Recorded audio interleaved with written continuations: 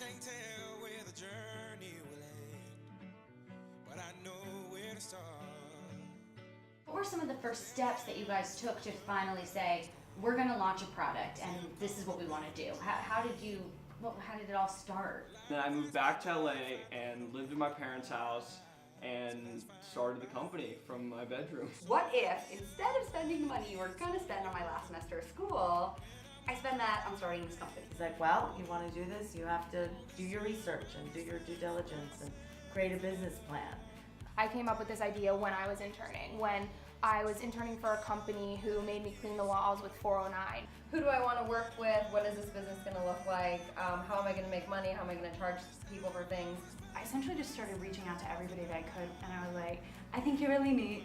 I'm going to be a storyteller.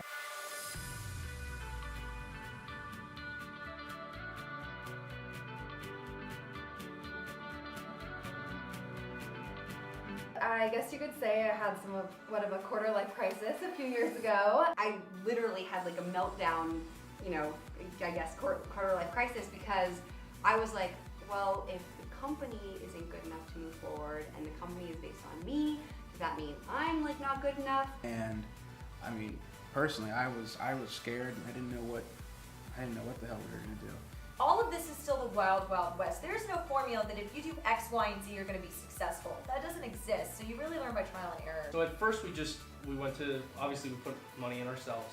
We don't have a lot of money in the savings right now. I'm not going to sit here and say it's all, daisies and sunshine. I mean, there are dark moments often. How do you decide, I'm gonna put that job aside for a minute, something where I have security, I'm being paid, I can afford an apartment, I can afford to live my life right now, and say, I'm gonna go follow this dream that I have and try to make this a reality.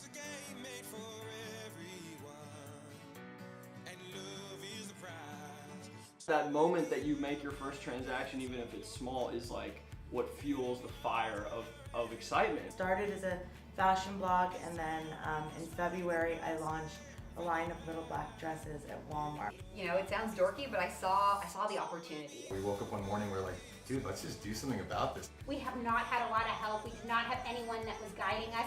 We've just dug in and we learned everything. I would know what I was doing, and I would know how to phrase things, and I would know how to engage, hopefully, the audience that I was trying to engage.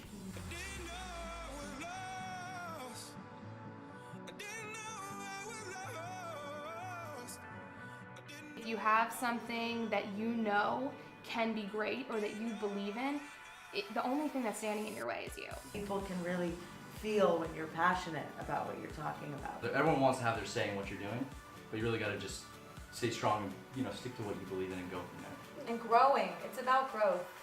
I go for my dreams and just do it no matter what.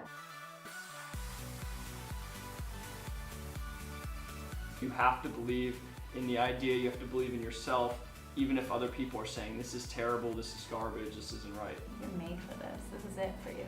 Don't make excuses about not being able to, or not having the right time, or the money, or any of those things.